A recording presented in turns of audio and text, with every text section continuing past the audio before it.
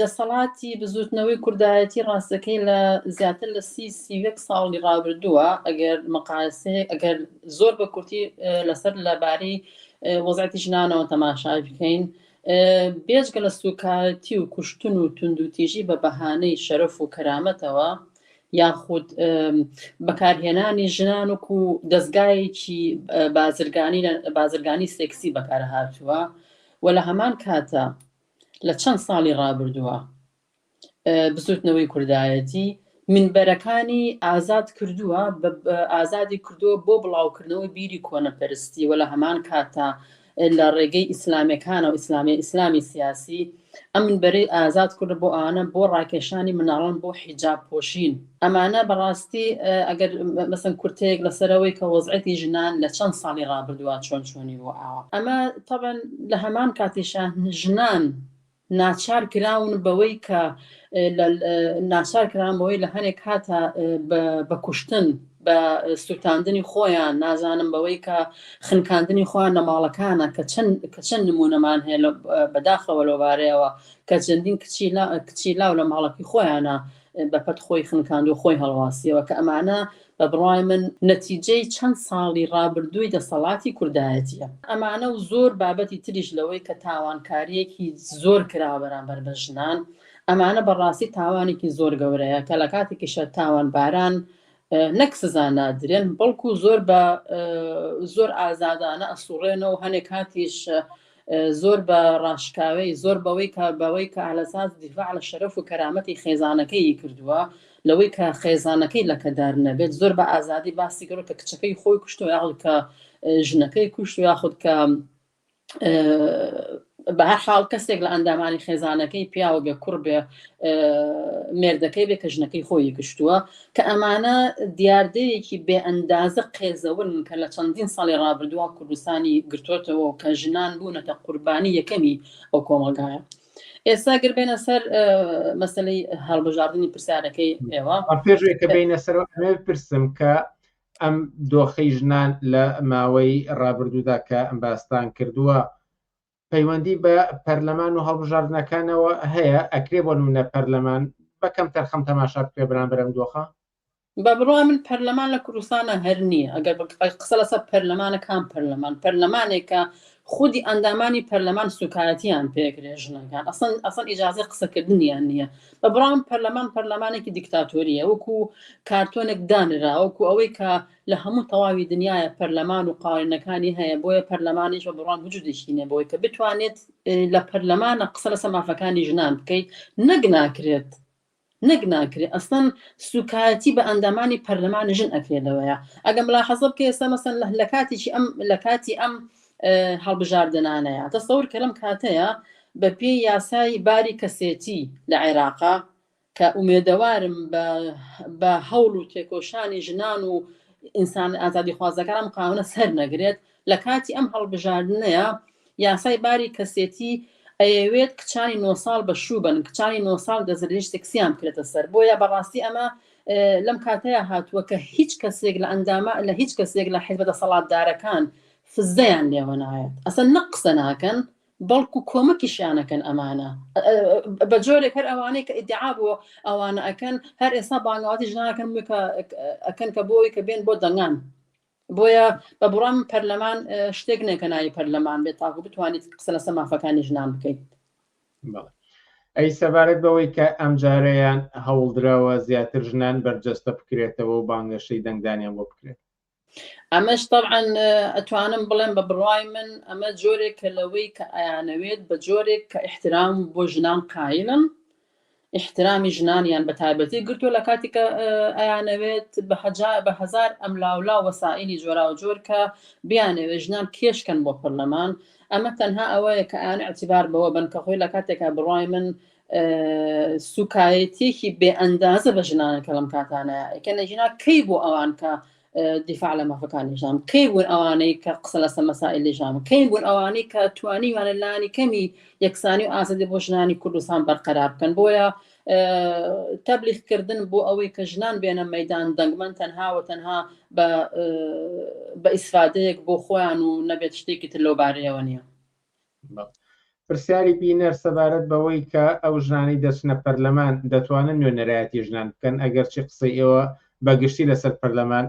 ڕۆشن بوو، بەڵام ئەگەر وەڵامی ئەم پرسیار بدەنەوە سەر بەخۆ لە ناوڕاوکی خودی پەرلەمان ئەو پەرلەمانتارە ژنانە دەتوانن نوێنەرایەتی ژنان و مافەکان و خواستەکانیان بکەن؟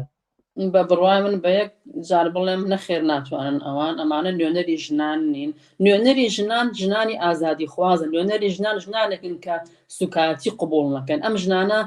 تەنها ئەتوانم بڵێم بە جۆرێک چوونەتە پەرلەمان ئەمانە تەنها وەکو نمونەیەکدا قسەیشیان لە پەرلەمانە ئەمانە بە حساب کردویانتە پەرلەمانەوە بۆ ئەوەی کە بڵێن ئێمە بەڵێ حزابێکین دەسەڵاتێکین کە ژنان لە پەرلەمانە هەن. مەسەلەکەەوە نێک عەدەدی ژنەکان لە پەرلەمانە زیابێ وانە ئەوە بڕام بەوە نێک کە ژمارەی زیابێت. قسە لەسەرەوەی کە چۆن ئەتوانێت کۆ دیفاع لە مافەکانی ژنان بکەین، چۆن ئەتوانین لە کۆمەلگای کوردستان ئەگەر بە بڕام باش ئەگەر ژنێک کوژرا یاخود چەندین ژن لە کوردستانە ڕۆژانە ئەکوژدە بزانم ژنانی پەرلەمان قسەیەکان چی بۆ لەسەرەوە، بزانم ژنانی پەرلەمان بە چ جۆرێکی مۆدرن باسی وەزعەتی ژنانی کوردستانیان کردو، بزانم ژنانی پەرلەمان چۆن توانیویانە ئیمکاناتێ بۆ ژنان فراهەم کەن بۆەوەی کە لانی کەمی مافەکانی خۆیان بەدەستبێنن. کەواتە ئەوانەی کە لە پەرلەمانە دانیشتون بە غەیری کارتۆنێک و ڕسمیاتێکی ئوسوڵی خۆیان نەبێت کە سەر بەدەسەڵاتی ئەحزابی قەومی خۆیانن بێجگەلەوە شتێکیان نەکردووە. بەڵام ئەگەر بۆم هەڵبژاردنیان پەرلەمانتارانێکی تر لە حیزبەکانی دەرەوەی دەسەڵاتەوە هەڵبژێرن و بگەنە پەرلەمان، ئەوان دەتوانن نوێنەرایەتی خواستەکان و مافەکانی ژنان بکەن؟ بە بڕای من هەموو حیزبێکی دەسەڵات کە ئێستا لە کوردستانە هەیە بە هەموو حزابەکانێ و هەر بە یەکێتی پارتی گۆڕان نازانم چی ئەمانە ئیسلامیەکان هیچ کەسێکان ناتوانن گۆڕانکاری لە وەزعیەتی ژنان لە کوردستانە بکەن. تەنها و بە تەنها ئەبێت دەسەڵات بگۆڕێت و بە ئەندازەیەک قوانینەکانی عێراق لەسەر قوانینی شریعەتی ئیسلام لا ببرێت. ئەمانە هیچ حزبێک کە لە کوردستانە ئەگەر دەنگیشی زۆر هێنا کێن ئەوانەی کە تا ئێستا دفاع لە مافەکانی ژنان کردووە ئەگەر کردبێتیان دەیفەرمو بۆوان هینیکەن بێنە بەرچاوی ئێمە نەماندیوە ڕاستەکە ئێمە بۆیە هەر حیزبێکی تر بێتە دەسەڵاتەوە هیچ شتێک لە یەک زۆرە لە مافەکانی ژنان کەم ناکاتەوە نایەتە خوارەوە نەک نایەتە خوار. من پێم وا بە گوێرەی ئەو دۆستە دراوسەکانیشیان بارودۆخی ژنان خراپترە بێ نەک باشتر ئەبێت. ئەیکەوایە ژنان چی ڕێگەیەکی تریان لە بەردەستا هەیە لە کوردستانە ئەگەر هەڵبژاردن بۆ نە ڕێگە چارێک نەبێ بۆ ئەوەی کە گۆڕانکاری لە مافەکانیانە لە گەیشتن بە یەکسانیدا بگەن ڕێگەی ترچی هەیە؟ بە بڕای من پێش هەموو شتێک من بە ژنان ئەڵێم ژنانی ئازادی خواست مەچن بۆ دەنگان پێش هەموو شتێک نابێت دەن بەم ئەحزابانە بن چونکە وەکو پێشتر باسم کرد لە چەندین ساڵی ڕابردووە یەک زەڕ لە مافەکانی ژنان هین نەبوون دەستکاری نەکراوە بێجگەلە زۆر خراپتریش بوو. بۆیە ئەبێ ژنان ئەوەندە وشیار بن کە بایکۆتی دەنگدان بکەن کە نەچن کە خۆیان بکەن ببن بە بەشێکی بەهێزی جەماوەر بێنە دەرەوە قسە بکەن ناڕەزایەتی بکەن. ئەوەش ئەڵێم کاتێک ئەگەر ژنان چوونە بەردەمی سنووقەکانی دەنگان ئەوەتان بیر نەچێتەوە کە لە کوردستانە لە ژێر سای دەسەڵاتی کوردیە گۆڕستانی بێناونیشان هەیە لە کوردستان ئەگەر چوونە بەردەمی سنووقەکان ئەوەتان بیرکەوێتەوە کە چەندین ژن لە کوردستانە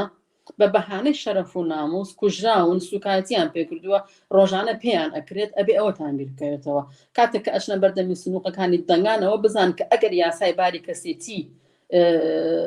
سەرکەوێت ئەوە کچەکانی ئێوەش کچەکانی ئێمەش لە 9 ساڵیە